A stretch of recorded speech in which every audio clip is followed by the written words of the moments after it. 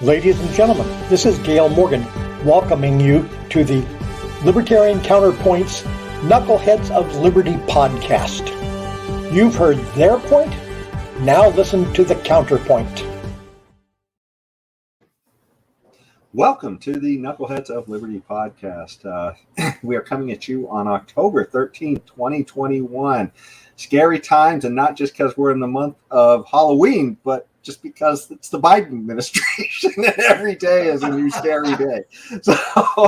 But before we get into any of the topics, let me introduce you to our panel. In our upper left-hand corner, we have Leon, the word Brathwaite, last word in Liberty. He is a retired engineer in the state of California. In our upper right-hand corner, we have just returned our screaming eagle of freedom, Tim Everett. He is a pilot in the state of California. And my name is Jason McPhee, and I'll be your host today. So let's jump right into the topics. We'd started to talk about this on a recent show, the Newsom mandating vaccines for school children. And, this is, not a choice. Essentially, your kid is required to go to school. And if they go to school, they're required to get the vaccine. So there's not really a decision there other than the fact that maybe you can get out of it by homeschooling. And this article, from CNBC is showing that some of the Nordic countries, though, actually have a little bit of a different opinion with Governor Newsom. They're actually banning or restricting the use of some of these vaccines for younger people. So because there has been some level of risk that's come up. And so countries like Iceland, Sweden, and some of these other countries, I believe, are actually either restricting the vaccines for use of kids or people under a certain age, and it's a little more focused toward men, and in some cases they're restricting them altogether, I believe. And so I guess one of the vaccines of concern is Moderna, and apparently there's an issue with myocarditis, which is, I believe, an inflammation of the heart. And they're just noticing the heart muscle, the heart muscle, and they're noticing that even though these are small, number of cases of this, it's still an elevation from the normal population of how many people would normally get this, and it's occurring, I guess, often after that second shot for some people. So, it's one of those things where clearly the risk is high for certain age groups, and we definitely have a different calculation than maybe those younger age groups. And I think that's kind of the thinking that some of these Nordic countries are going on right now, where they're saying, hey, let's look at this a little more before we put it on to our kids. For adults and older people, definitely move forward with, some kind of whatever you think you need to do as far as a vaccine. So what do you guys think about this? Newsom sitting here and mandating it for kids, and here the some countries are saying, hey, let's take a second look.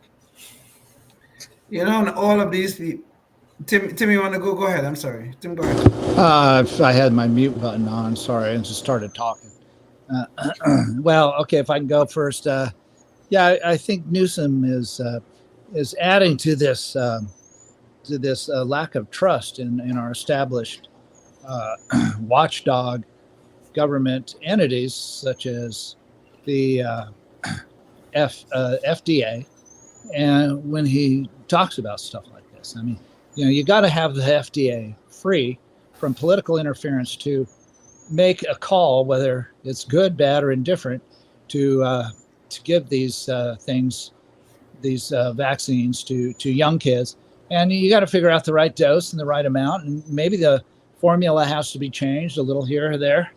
All this stuff has to be done scientifically by the FDA, free of political interference. So when some, tin horn dictator like Newsom comes out and says, we got to do this, got to do that, got to do the other thing, just shut up.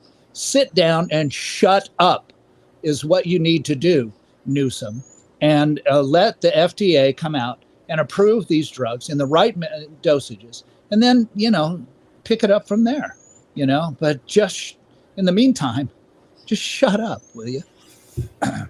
Like I'm going to do. Oh, I am. that's the best advice I've ever heard anybody give to Newsom. Yeah, go.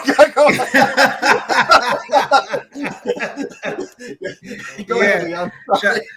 Shut up and stop being a damn hypocrite by going to the French Laundry when you're telling nobody else could. But I'm having a real problem with the vaccination of young people. Okay, I am vaccinated. I took the vaccine. I took the Moderna. I didn't have a choice, but at least a choice was not offered to me. But I took the Moderna vaccine. But I am having a real problem with this vaccination of young people, especially people under the age of 20. I mean, the main article here was about people under 30. But why are we trying to vaccinate people under 20? I mean, except for people with serious comorbidities, why do we want to vaccinate anyone under 20? They seem to have natural immunities anyway. And everybody claiming they're following the science, Gavin Newsom is claiming, oh, we are following the science and this is what we need to do. But why? And why are you trying to vaccinate people who are recovered from COVID? Why? So I'm having some real problems here. I mean, in these Nordic countries, Finland and Denmark and Sweden, at least they're trying to look at some of the effects that the vaccine is having on young people. That's mostly people under 30. And at least they're trying to follow the science at some level. But I think we need a deeper dive into these things as to why are we trying to vaccinate people under the age of 20 at all? I mean, I need to really check the FDA site, but I bet you if I do, not many people have died from COVID under the age of 20. They're not many. I mean, yeah.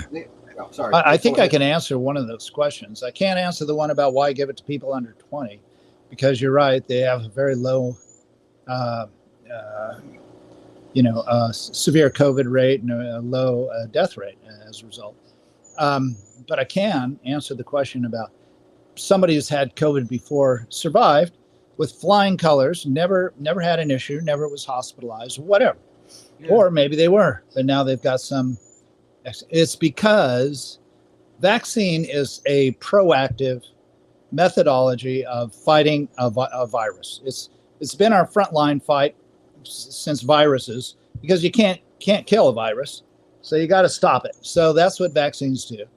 And what your innate immune system does is it reacts. It's reactive. So you get COVID and it'll react to it. And what it then, if you get a different version, a different variant of COVID, or your immune system is impaired in some way compared to what it was the first time you got COVID, then you can have an issue. So the whole idea of pushing the vaccine on people that have had COVID in the past is to give a second layer of armor. Instead of just putting the seatbelt on, I put the seatbelt and the shoulder harness on when I get in the caravan. Okay? Instead of having one attitude heading reference system, I have two. And if I lose one, I got to call it in right away. Okay? Because it's illegal for me, and not safe, to fly in certain conditions, to fly with a down AR system. Can be deferred. So in some cases, okay. So my point is this: why not armor up with everything you've got? Okay, throw the massive amount of defense. As I'm here to tell you, and I've got the picture of me messed up in the hospital to prove that I've been there. I'm a combat veteran of COVID. Okay, so if you don't have a picture showing you dilapidated on your friggin' knees in a hospital bed after days after days after days, just wasting away, trying to breathe, trying to heal your lungs, you don't have that picture. Your argument for the unvaccinated, but I think we have studies about people who have recovered from COVID, like yourself, who have immunities far better than the people who have the vaccine. People like me, who only have the vaccine. The latest study is a study out of Israel that show that the immunization levels that you have in your body, the antibody levels that you have after you have recovered is like 13 or 14 times that you would get from the vaccine. So I can see your argument for somebody who's not vaccinated, but I cannot see that argument for somebody who have recovered from COVID, and I cannot see that argument for young people, young kids, people 5 and 12 years old and 15 years old. I cannot see that argument for people who have some. I mean, I don't fully understand the immunity for the young folks. Okay, I don't fully understand it.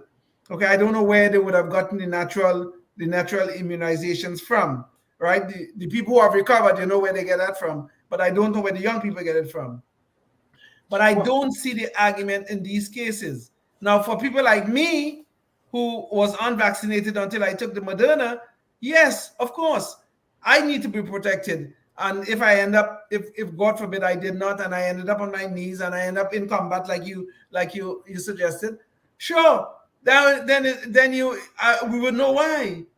But why you would want to vaccinate anyone who already have some natural immunity, even if, for instance, the Delta came along after, I am sure you're going to have some immunity against any sort of strand of the COVID within your body. I would bet you that. Yeah, the Israel study has been studied, and it's been, studied up one side and down the other by various, scientists and stuff. Oren is one of the doctors that comes to mind. Yes. And it all comes down to the same old thing. It's like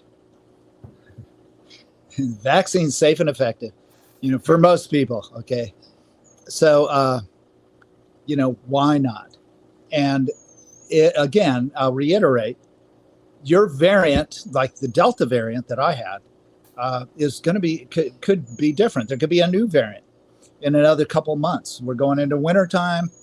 I would not hang my hat on previous immunity from COVID. I would hang my hat on everything I had at my disposal, regardless what my immune system happens to be feeling like doing against the next variant that comes along. Okay. And so that's why I will finish up my second dose after a little stay in the hospital and a few other things. I'm going to get my second dose of the Pfizer vaccine coming up here shortly. And so that, again, because I want it all. I want it every ounce. I'm going to put my seatbelt and my shoulder harness on. And that's all I have to say. Well, and let me jump in too here just for a little bit as well. But there's a few issues here. One, this discussion right here is a perfect indication of why it shouldn't be mandated, why it's something that we should be making the choice for ourselves. Because, I mean, there's a lot of uncertainty going on around this. And, I mean, the idea, too, that and Tim, when you say you want to get all you can, there's some people saying, I want 3 shots. I want more shots. And we know dosage is everything when you talk about medicine. So, I mean, the idea that, I guess there's no, there's a lot we don't know at this point. And that's why, I think that certainly, for some people should make that decision. Absolutely. But I just don't think Biden is the guy I want deciding for me. Well, and by the way, I have had 2 shots, by the way. Yeah, that's I have had 2 myself. Mandate. Yeah, mandate's a different story altogether. That's a whole nother can of worms, mandating stuff like this. I hate to interject in here, guys. It's not usually my place, but I actually have a third perspective. Hold on. For our listeners, this is our invisible hand. James Justice joined the conversation. I actually have, as someone who has been vaccine injured, I'm dealing with vision problems as a consequence of that. This whole thing is exactly why, as we talk, we shouldn't be mandated, because we all have to be very careful, because the individual response to COVID or to the vaccine or to the combination thereof is actually quite individualized. Yes. And when we make these big sweeping generalizations is when we get into trouble. It's, I took the vaccine. Yeah, I 100% agree. It's totally individualized. Yes. And I am paying a consequence for that. But, I was balancing I also have comorbidities that have left me a chance to have a severe reaction to COVID. So I had to balance these two things. And I made a choice, and I have to deal with that. And the reality is, as a society, we don't take care of those who are vaccine injured. So unless we are going to, shouldn't even be having the discussion of mandates. Unless you're going to properly take care of those we hurt, we shouldn't even be having the discussion of mandates. And I think, James, you make a very good point here, because I think we always have to look at the risk and the benefits of doing anything, regardless whether it's a vaccine or whether it's something else. When I took the vaccine, I knew there's some risk in taking the vaccine. I took it. Now, since then, I've had a shoulder problem. I don't know if the vaccine caused it. I don't know if the vaccine had made it worse or whatever, that kind of stuff. But I've had some side effects, I think, of the vaccine. But the point is, though, it was my choice. It was my choice. It was my choice to do it. And I certainly don't want the federal government, especially a government led by this half-senile racist, to be telling me that I should be taking this vaccine. I really don't want that. Well, and to put a fine point on this, I mean, we all started this conversation talking about kids, and the studies I've seen so far, and I've seen this played out in Statista, who are pointing to the government websites, but you can find this on the government websites as well. You go back to 2019, and for people under 20, they essentially, in 2019, they had more deaths from the flu, which there was a vaccine for, than they have had for deaths of people under 20 in the United States, during this COVID period. Sure. So, I mean, that really kind of shows you the numbers we're talking about for people under 20, and the idea to put this on their backs and say, hey, you don't get a choice, and we're going to inject you with this thing that's been around for about a year. I think, that's a decision that, parents and kids together need to be talking about and figuring out what they think their risk levels are, and not just simply some senile guy like Biden coming in and saying, hey, I got a needle and I want to stick it in you. But even so, look at the hypocrisy that is going on here, that have been going on here since this thing started. They want to mandate the vaccine, that we should take it, and they want to give it to kids, and they want to give it to everybody, and that kind of stuff. The vaccines are new, okay? There's a risk in using them. I have done it, but there's a risk in using them. Early in the pandemic, we had a therapeutic, the hydroxychloroquine, that showed some promise, but everybody was yelling and screaming, oh, all these side effects. Hydroxychloroquine have been around since 1955, I believe. It is well studied. Everybody know the side effects. Everybody know everything there is to know medically about hydroxychloroquine, but nobody wanted to use it. As a matter of fact, YouTube was banning people who was promoting hydroxychloroquine to treat COVID. They were banning it on their website. But yet, we have this new thing, the vaccine, which is not well studied as yet. I mean, we still don't know the long-term effects of it, but they want to mandate that upon us. This is insanity, without a doubt.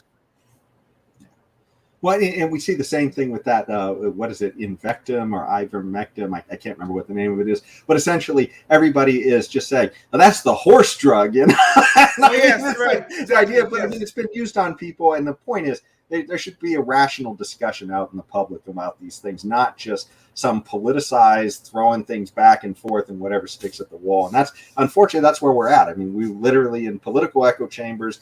And if the wrong guy likes something, then one side hates it, one side loves it, and you're not going to get any real weighted discussion on what the consequences and the benefits are from taking these things. But let me jump on to the next topic real quick, because this one is very much related to what we've just been talking about. And so in New York, they had a mandate, and they were pushing their school workers to get the vaccine. And it wasn't the kids. I believe it was just the people who were, the employees at the school, like the bus drivers. Teachers and staff. Yes. And so they wound up, trying to hold out some of the people not wanting to get the vaccine. And the Supreme Court came down and decided, I guess, not to hear their case. So that was so in New York, anyways, if that's any kind of, I guess a bellwether for what's going to happen here in California. maybe the courts won't be that interested in getting in the mix. And so, maybe Newsom will just have his way with our kids. But anyway, do you guys have any quick thoughts on that before we move on? I was really surprised at the court's action in this case, because this really speaks to the role of government in our lives and the extent to which they should be interfering in our lives. I don't know why, from where. Well, this is in New York public schools we're talking about. So it's a governmental authority imposing upon people that they should put certain things into their bodies. And I don't know where they would have gotten that authority. I certainly, it's not in the Constitution. So they just pull this thing out of thin air. And yet the courts have declined to hear the case. I thought this was such a big case, or it should be a big case. I thought they would at least hear both sides of the argument and then, give us a decision. Maybe I may not have agreed with their final decision, but I was really surprised at the choice they made on this one. And I hope, of all the mandates that are going on around the country, I would hope one of them will make it up to the Supreme Court. So we should get some clarity on the role of government, on the limits of government, trying to tell people or employers or employees or whoever the hell it is what they should or should not put into their bodies. I think this is a big issue. Okay. Any thoughts, Tim, or move on to the next one? Well, it's regarding the mandates, so I'm pretty clear on that at this point. I can see, both sides, but at this point, I'm still, I think, in that mandates do more harm than good, turn more people away than you should. I mean, the vaccines for most people are a slam dunk, easy decision, in my opinion, and people should take them. Just that simple. But if some reason they don't want to, then I don't think the government ought to be forcing them to do it at this time. Well, and it's funny too, because it's mainly Biden and sort of flunkies like Newsom that are pushing this stuff, but that's actually led to quite a backlash in the country. And recently at sporting events, football season has started out, and it's been going on now for about a month or two, and it looks like football has kind of sacked Biden on this issue. At the college stadiums, chants have erupted from the stadiums of "F Joe Biden," and that's literally, I guess, what a lot of people think about these mandates, and these mandates to essentially force people in their employment to get these, and otherwise they'll get fired if they don't. Some of it may even be a bluff, but he's been talking about having OSHA come in and do this, and let me see it. And it's funny too, because going along with that, these chants have broken out at other sporting events as well. And they even had a NASCAR winner who was being interviewed, and the reporter heard this chant behind, and it said, they were saying F Joe Biden, but the reporter reported it as "Let's Go Brandon," which was the name of the race car driver. And so now this is popping up everywhere in society. "Let's Go Brandon." It's on memes everywhere. So essentially, this chant of F Joe Biden in the form of "Let's Go Brandon" is really taken off. You guys have any quick thoughts on that? Well, I think, Jason, what we are seeing here is the beginning of a very serious backlash. I mean, I know this F Joe Biden thing is a good laugh, and this thing about let's go Brandon, sure, it's a good laugh. But what I think we are seeing here is people are beginning to get fed up of the government intrusions, and I hope they keep their foot on the accelerator and keep on going and pushing back against all these mandates, all this damn nonsense that's going on. Right now in Loudoun County, Virginia, we've seen a big issue over the schools, and the Justice Department is trying to get involved with all that. Now we hear people fighting back against these mandates, and I'm glad to see that. I think this is the backlash that is beginning to occur, and I think it's going to show up in the elections next year, and hopefully we can finally finally, to some extent, get the federal government and the state government off our backs just a little bit. Yeah, I agree with Leon on that. And I can't really talk that much without coughing. Okay. Fair enough, Tim. Fair enough. Well, it does go to the point that, I guess maybe Biden's chickens are coming home to roost. I mean, you go through so many of these just absolutely catastrophic, events of, you look at the pullout from Afghanistan, and we see people literally falling to their death from airplanes, and the news media gaslighting it, telling us this is what a successful withdrawal looks like. Imagine that. And they're sitting here spending money until tomorrow, and we're starting to see signs of inflation. They say, no, don't worry, nothing to see here. It's almost like that scene from The Naked Gun where he's telling everybody, nothing to see here, while there's fireworks shooting off in the background and a place on fire. I just, this whole Biden administration is just literally one adventure after another in how to mismanage a country. And I think maybe it's just starting to catch up with him, that, people are fed up. And I mean, when we see these people chanting this at sports events, literally entire arenas of people shouting this out, maybe people are finally waking up and just blowing out the media gaslighting.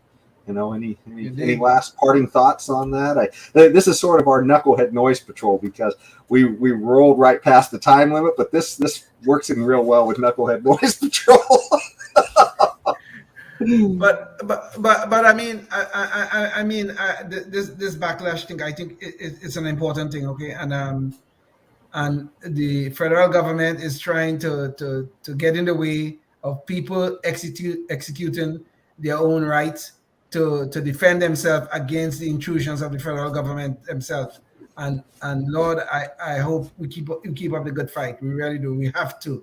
If we are to keep our constitutional republic, we have to keep up the good fight to make sure that our rights remain as they should be. It's laid out in our constitution. We have to make sure that those rights remain in place. Well said. That was a good speech. Thank you very much. Well, we've about reached the end of our show, but until the next time, let's go, Brandon. See you at the next one.